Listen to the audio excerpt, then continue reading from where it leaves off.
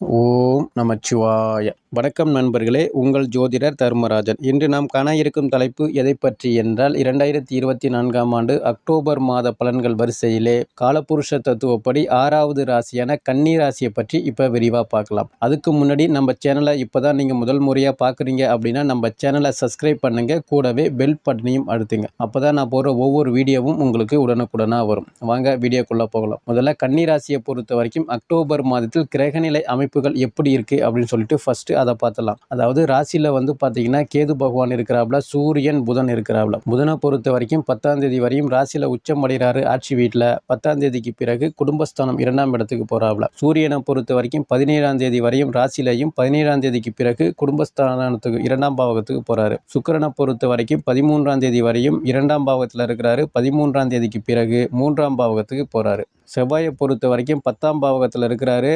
20ஆம் தேதிக்கு பிறகு லாபஸ்தானத்தில் செவ்வாய் வந்து நீசம் அடைகிறாரு. 9ஆம் பாவகத்தில் குரு இருக்கிறாரு. 9ஆம் தேதிக்கு பிறகு குரு பகவானை பொறுத்த வரையும் வக்ரம் அடைகிறாரு. 6ஆம் பாவகத்தில் சனீஸ்வரர் வக்ர நிலையில தான் இருக்கிறாரு. 7ஆம் பாவகத்தில் ராகு, ஜென்மத்தில் வந்து கேது. இதுதான் இந்த மாதத்திற்கான கிரகநிலை அமைப்புகள். அப்படி இருக்கும்பொழுது கன்னி ராசியை பொறுத்த வரைக்கும் இதுவரைக்கும் பல கஷ்டத்தை அனுபவிச்சுட்டு இருந்த உங்களுக்கு வந்து பார்த்தீங்கன்னா இந்த மாதத்தில் பல மாற்றங்கள் உருவாக போகுது. மகிழ்ச்சியாக இருக்க போறீங்க அப்படின்னு கூட பொதுவாக சொல்லலாம். இது வரைக்கும் கஷ்டத்திலே இருந்தீங்க, கடன் பிரச்சனையில் இருக்கீங்க, வேலை செய்கிற இடத்துல ஒரே பிரச்சனைகள், குடும்ப வாழ்க்கை ஒரே பிரச்சனையாகவே போயிட்டு இருக்கு அப்படின்னு சொல்கிறவங்களை பொறுத்த வரைக்கும் இந்த மாதத்தில் ராசிநாதன் உச்சம் அடைகிறாப்புல. குடும்பஸ்தானத்தில் சுக்கிரன் வந்து வலுவாக இருக்கிறாப்புல ஆட்சி வீட்டில். தனஸ்தானம் உங்களுக்கு பெரும் நல்ல கையில் காசு பணம் புழக்கம் அப்படிங்கிறது அதிகமாக இருக்கும். ஆடை அணிகலன்கள் வாங்கக்கூடிய சூழல் ஏற்படும். பிடிச்ச இடத்துக்கு போவீங்க, பிடிச்ச பொருளாக வாங்குவீங்க. வேலை செய்கிற இடத்துல வந்து மேல் அதிகாரிகளோடு இருந்து வந்த ஒரு சில பிரச்சனைகள் கொஞ்சம் குறையும். ஏன்னா 6ஆம் பாவகத்தில் சனீஸ்வரர் வக்ர நிலையில் இருக்கிறதால பொதுவாக ஜூன் மாதத்துல இருந்தே உங்களுக்கு வந்து பார்த்தீங்கன்னா வேலை செய்கிற இடத்துல ஒரே பிரச்சனையாகவே இருந்துட்டு இருக்கும். ஆனால் இந்த மாதத்தை பொறுத்த வரைக்கும் வேலை செய்கிற இடத்துல பிரச்சனைகள் இருக்காது.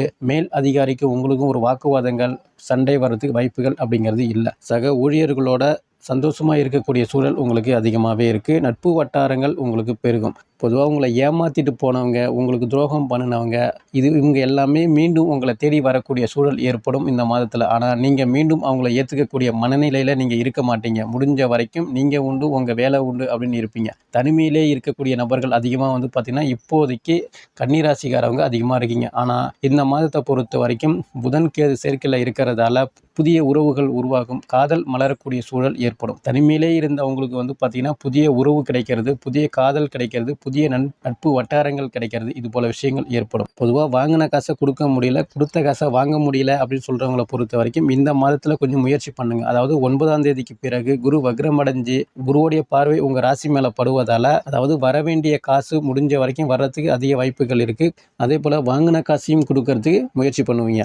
குடும்பத்தில் பிரச்சனையாக இருக்குது, கணவன் மனைவிக்குள்ள ஒரே கருத்து வேறுபாடாக இருக்குன்னு சொல்கிறவங்களை பொறுத்த வரைக்கும் இந்த மாதத்தில் முடிஞ்ச வரைக்கும் கணவன் மனைவிக்குள்ள பிரச்சனை வர்றதுக்கு வாய்ப்புகள் இல்லை, கருத்து வேறுபாடு வர்றதுக்கு வாய்ப்புகள் இல்லை. பிரிந்த நபர்கள் கூட மீண்டும் இந்த மாதத்தில் ஒன்று சேர்றதுக்கு நிறைய வாய்ப்புகள் இருக்குது. பிரிந்த காதலர்கள் கூட இந்த மாதத்தில் ஒன்று சேர்றதுக்கு நிறைய வாய்ப்புகள் அதிகமாகவே இருக்குது. அது கணவன் மனைவியாக இருந்தாலும் சரி, இல்லை காதலர்களாக இருந்தாலும் சரி, இந்த மாதத்தில் காதல் வெற்றி பெறுறது, மீண்டும் ஒன்று சேர்றது, இது போல விஷயங்கள் அதிகமாக ஏற்படும். புதியதாக காதல் மலர்றதுக்கும் வாய்ப்புகள் இருக்குது. அதாவது கன்னிராசிக்காரங்களை பொறுத்த வரைக்கும் இந்த மாதத்தில் தனிமையில் இருக்கக்கூடிய நபர்களை பொறுத்த வரைக்கும் புதிய உறவு கிடைக்கும், புதிய நட்பு வட்டாரங்கள் கிடைக்கும், மகிழ்ச்சியாக இருப்பீங்க. நினைச்ச மாதிரியான வாழ்க்கை முறை அமையறதுக்கு இது ஒரு அடுத்த கட்ட நகர்வுன்னு கூட பொதுவாக இந்த மாதத்தை பொதுவாக சொல்லலாம். திருமணத்துக்காக முயற்சி பண்ணிட்டு இருக்கிறேன் அப்படின்னு சொல்கிறவங்களை பொறுத்த வரைக்கும் இந்த மாதத்தில் முயற்சி கொஞ்சம் கூடுதலான முயற்சி பண்ணிங்கன்னா திருமணம் சார்ந்த விஷயங்கள் அனைத்தும் சுமூகமான பேச்சுவார்த்தை முடியும். மறுமணத்துக்கு முயற்சி பண்ணிட்டு இருக்கிறேன் அப்படின்னு சொல்கிறவங்களை பொறுத்த வரைக்கும் முயற்சி பண்ணிங்கன்னா வெற்றி வாய்ப்புகள் உங்களுக்கு உருவாகும். வண்டி வாகனங்கள் வாங்கக்கூடிய சூழல்கள் அதிகமாகவே உங்களுக்கு இருக்குது. வீடு கட்டக்கூடிய சூழலோ இல்லைனா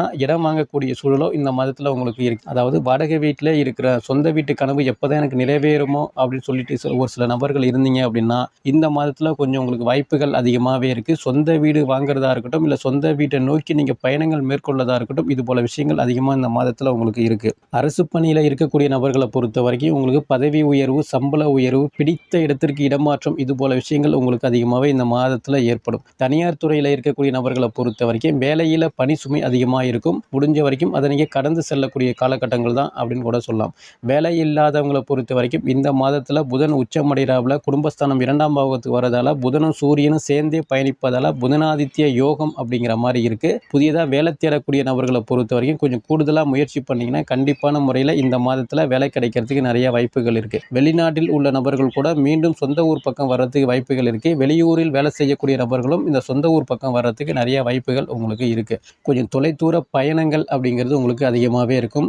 இந்த மாதத்துடைய இறுதி காலகட்டத்தில் சகோதரர்கள் வழியில் பார்த்திங்கன்னா உங்களுக்கு கருத்து வேறுபாடுகள் வர்றது, கொஞ்சம் சண்டை சச்சரவுகள் வர்றது, கொஞ்சம் பிரிவு நிலை வர்றது, இது போல விஷயங்கள் ஏற்படும். பேசி பிழைக்கக்கூடிய தொழில் செய்கிறவங்களா இருக்கட்டும், இல்லை ஆசிரியர் பணியாக இருக்கட்டும், இல்லை அட்வொகேட் பணியாக இருக்கட்டும், இல்லை கம்ப்யூட்டர் துறையில் நான் வேலை பார்த்துட்டு இருக்கிறேன், அக்கௌண்ட்ஸ் டிபார்ட்மெண்ட்டில் நான் வேலை பார்த்துட்டு இருக்கிறேன், அதாவது நூல் சம்பந்தமான துணி சம்பந்தமான தொழில் பண்ணுறேன், வேலை பார்த்துட்டு இருக்கிறேன், அதாவது நான் ஜவுளி கடை நகை கடை நான் வச்சுட்டு நான் நடத்திட்டு இருக்கிறேன், அங்கே நான் வேலை பார்த்துட்டு இருக்கிறேன் அப்படின்னு சொல்கிறவங்கள பொறுத்த வரைக்கும் இந்த மாதத்தில் நல்ல வளர்ச்சி வருமானம் அப்படிங்கிறது இருக்குது. பிரச்சனைகள் இல்லை. ஷேர் மார்க்கெட்டில் இன்வெஸ்ட் பண்ணுறவங்கள பொறுத்த வரைக்கும் வளர்ச்சி வருமானம் அப்படிங்கிறது உயர்வு அப்படிங்கிறது அதிகமாகவே இந்த மாதத்தில் இருக்குது. பொதுவாக கவனமாக இருக்கக்கூடிய நபர்களை பொறுத்த வரைக்கும் விவசாய பணிகளாக இருக்கட்டும், இல்லை அலைஞ்சு திரிஞ்சு வேலை பார்க்கக்கூடிய நபர்களாக இருக்கட்டும், இல்லை மெக்கானிக் சம்பந்தமான ஒர்க் பண்ணுறவங்களா இருக்கட்டும், இவங்களாம் கொஞ்சம் கவனமாக இருக்கக்கூடிய காலகட்டங்கள் இருக்குது. இந்த கன்னிராசிக்காரவங்களை பொறுத்த வரைக்கும் இந்த அக்டோபர் மாதத்தில் வழிபட வேண்டிய தெய்வங்கள் எது அப்படின்னு கேட்டிங்கன்னா முடிஞ்ச வரைக்கும் பெருமாள் வழிபாடு பண்ணுங்க. முடிஞ்ச வரைக்கும் நல்லா இருக்கும் என்று கூறி மீண்டும் அடுத்த காணொளியில் உங்களை சந்திக்கின்றேன். நன்றி, வணக்கம். ஓம் நமச்சிவாய. வாழ்க வளமுடன்.